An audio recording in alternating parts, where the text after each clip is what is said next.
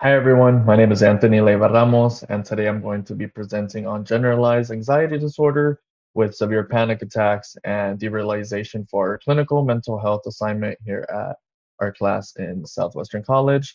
On our agenda today, we're going to cover the clinical context of anxiety overload versus the primary psychosis, examine epidemiological statistics, actually go step by step through the DSM-5 diagnostic criteria and actually explore the underlying biological mechanisms, review multimodal treatment strategies, and wrap up with key clinical takeaways. Um, as you can see here, I have my overview. I numbered it all out. I'll go over it. Number one is going to be the introduction and clinical context. Two is going to be background information, anxiety versus psychosis. Three is going to be the epidemiological and demographic stats. Number four is going to be DSM-5 criteria and required timelines. Five, etiology and neurological mechanisms. Six, multimodal treatments. And for number seven, it's going to be conclusion and summary. And eight is going to be my reference. Um, come with me. Starting with our a background, generalized anxiety disorder, or also known as GAD, involves chronic uncontrollable worry that really taxes the autonomic nervous system over a long period of time. When anxiety spikes severely, it can trigger acute panic attacks alongside with derealization, where a person's surrounding is completely unreal, dreamlike, or even distant. The main clinical takeaway here is being able to differentiate this state from a psychosis. When someone experiences intense derealization, they often feel like an overwhelming fear that they are going crazy, as someone call it, or losing their mind. However, unlike a primary psychosis spectrum disorders, a person experiencing a panic-induced derealization actually maintains completely intact reality. The reality testing. Recognizing this as an anxiety overload rather than a psychotic break is essential for acute clinical evaluations and crisis de-escalation. I decided to put everything here on the bottom. Um, for example, I just wanted to put a misconception is confusing the state with psychosis, while extreme derealization and the fear of going crazy can look like a psychotic break. Reality testing remains entirely intact. That's why proper evaluation ensures that these systems are recognized as anxiety overload rather than a primary psychotic disorder. These are things that have to be looked at very carefully. For my next slide, looking at the data and statistics.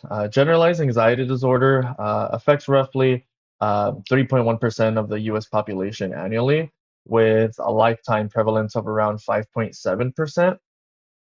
During severe panic episodes, up to the 35% of individuals report an acute derealization or a depersonalization system.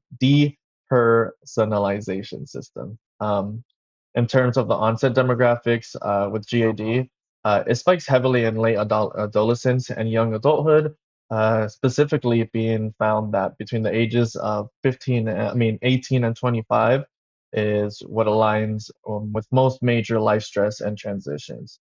While females happen to be diagnosed with GAD at roughly twice the rate of males, males frequently actually presented in emergency room settings when somatic and physical manic symptoms escalate to unmanageable levels. Onset frequently occurs, like I said, between age 18 to 25. That's the times with major life stressors are at hand. And yes, the disorder can be diagnosed twice as often in females, but it's critical how in males it's often found in the hospital to unmanageable levels.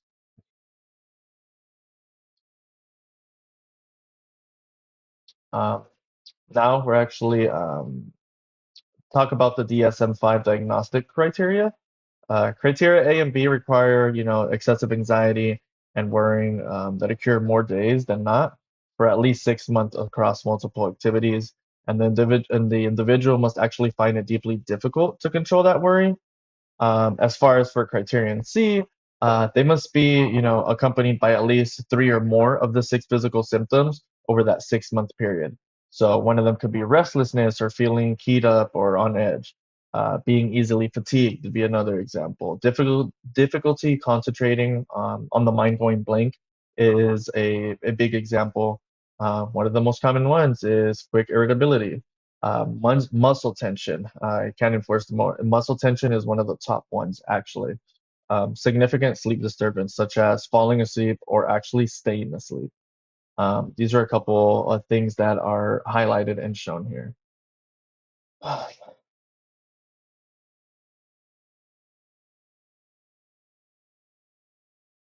Um, on slide 5, the GAD diagnostic exclusion rules and specifiers.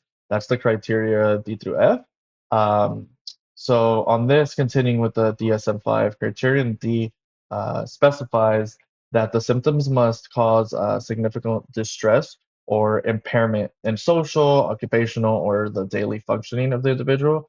Criteria E and F are strict exclusion rules. So this means that the symptoms can't be caused by substance use or an organic medical condition, or better explained by a psychiatric disorder. Um, it's actually crucial because on page 120 of the manual, under the panic specifier features, the DSM-5, I had actually outlines three key perceptual symptoms, which I actually put below, which is derealizations, feelings of unreality or detachment from one's surroundings. Depersonalization, which is a very common one, which is feeling detached from oneself or your own body. And then the cognitive threat, which is an intense, terrifying fear of losing control or going crazy. And again, I put it in quotations, just a common way people feel, or as it's been explained that they say. Um, on my slide 6, etiology and mechanisms. When we look at etiology, or what causes this biological but what causes this biologically? Severe GAD involved continues with the amygdala and hyperactivity. The brain's danger response honestly just stays trapped in a constant fight or flight state.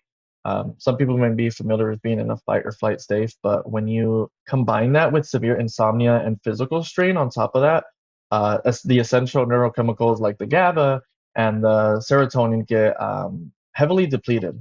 As a result of that, the brain initiates that derealization process and a psychological defense mechanism to end up coping with that sensory overload.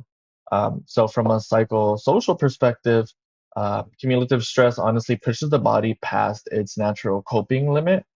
Individuals, with a genetic predisposition to anxiety or mood disorders are actually biologically more sensitive to these environment stress triggers, um, which is why I wanted to go over to slide 7 now.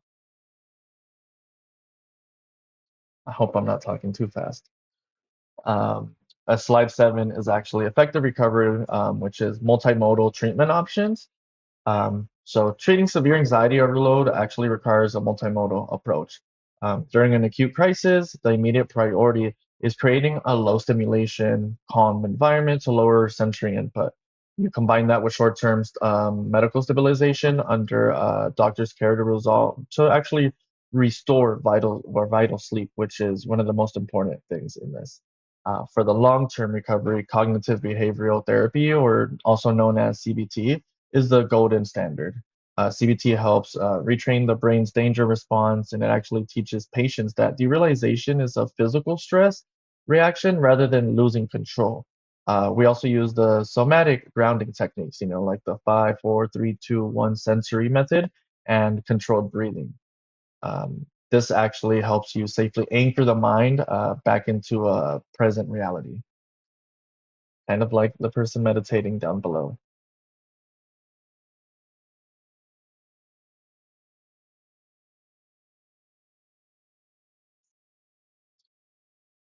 Slide 8, severe GAD and exhaustion, which is my conclusion and my summary.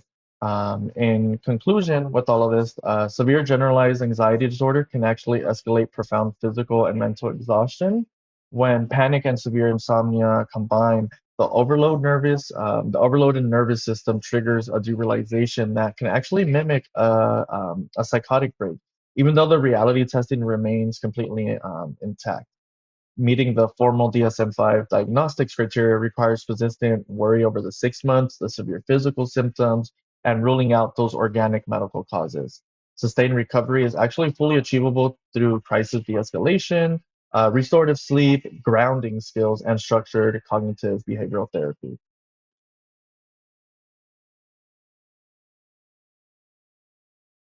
And finally, here, in my conclusion, here are my credible APA references, including the American Psychiatric Association DSM-5 manual, the research on CBT efficacy by Hoffman and colleagues, and the global estimates for the World Health Organization. Thank you for listening, and great job, everybody.